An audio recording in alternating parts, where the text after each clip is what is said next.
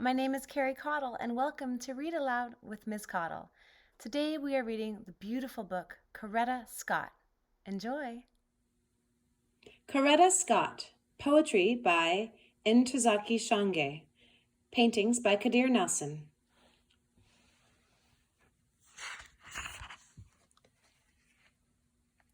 Published by Katherine Tegen Books, an imprint of HarperCollins.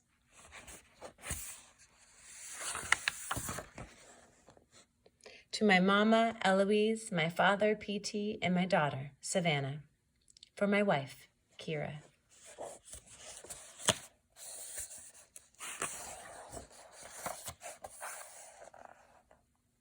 Some southern mornings, the moon sits like an orange silver by the treetops.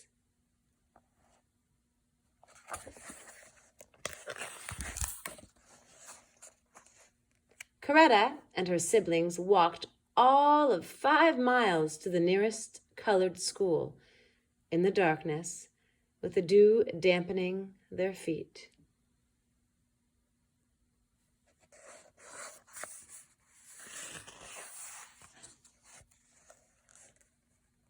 White school bus left a funnel of dust on their faces, but songs and birds of all colors and rich soil where slaves sought freedom steadied them in the face of danger.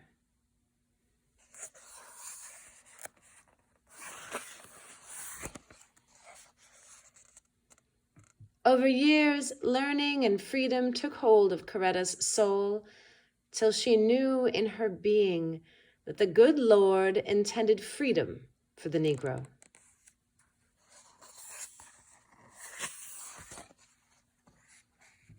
Martin Luther King, Jr., a young preacher, prayed for freedom. Coretta prayed, 2 minds attracted in prayer. Yes, they could do something among the many who thought moral power would overturn Jim Crow. They prayed together, found joy, and were married.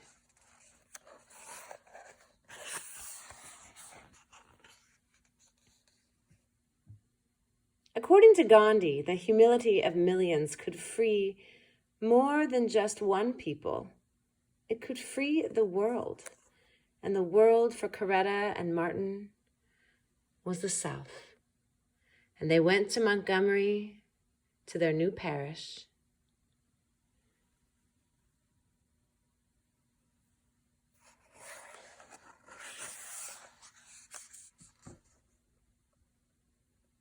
And the Montgomery bus boycott, just the beginning of a long journey.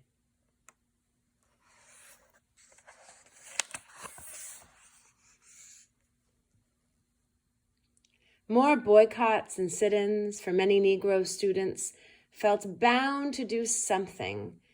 There were hundreds and thousands left behind, Negroes in shacks and cotton fields, living in fear for their lives while they dreamed about the North.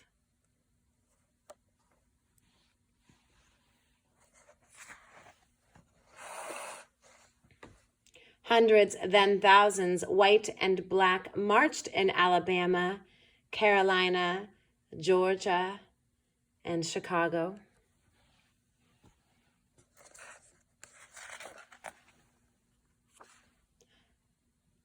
A 250,000 at the March on Washington, peacefully singing, "We shall overcome," and listening to the words that would inspire a nation.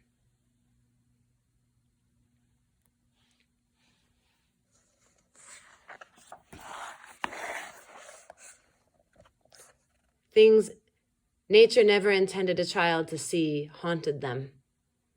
Tragedy accompanies growth, no matter who we are, and the Negroes are no different.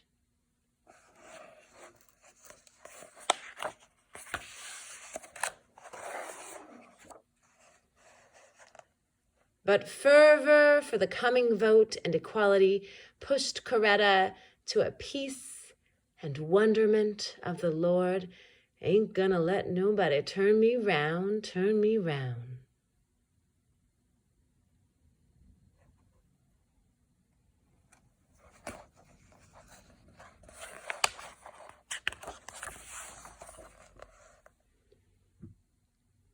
Ain't gonna let nobody turn me round.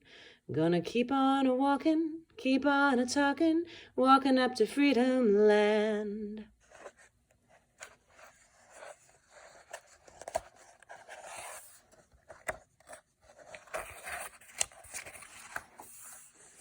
Singing, always singing.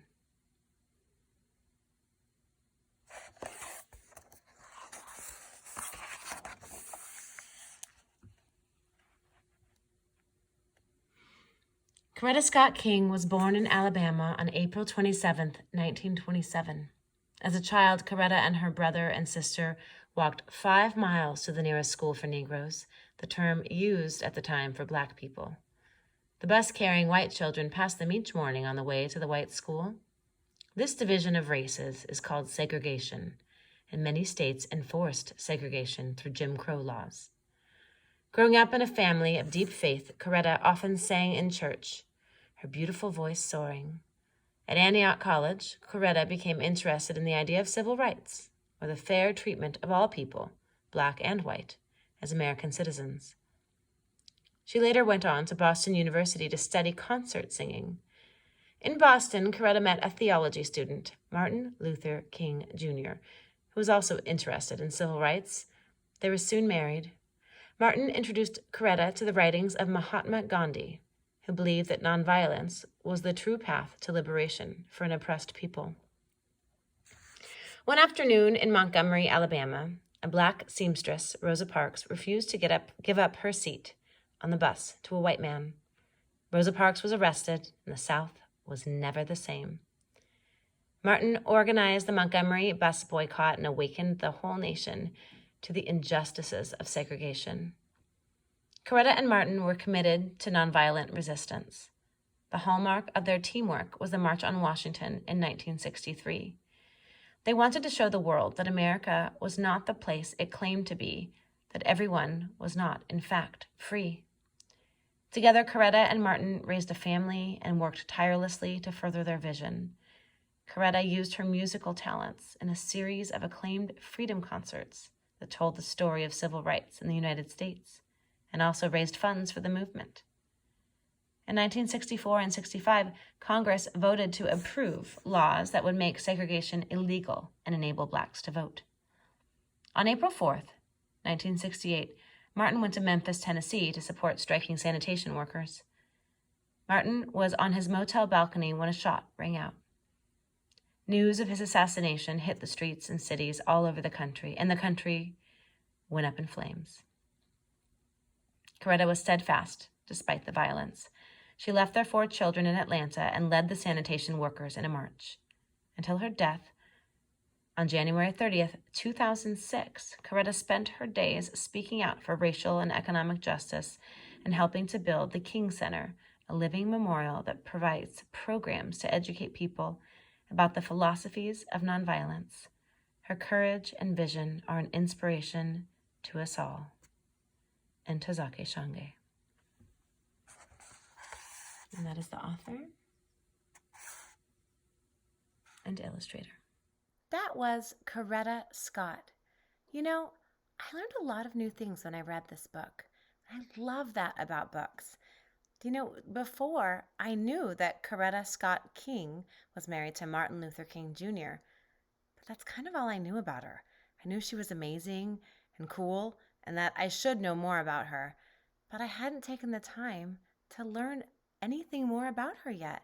I'm so glad I read this book. And you know what it makes me think about? There's so much more that I get to learn about Coretta Scott and about so many other people. Do you want to learn more about Coretta Scott too? Do you want to learn more about other people? Let's learn more about amazing people who change the world together. And you know what? You can change the world too. And then someday, maybe I'll read a book about you. Take care of each other.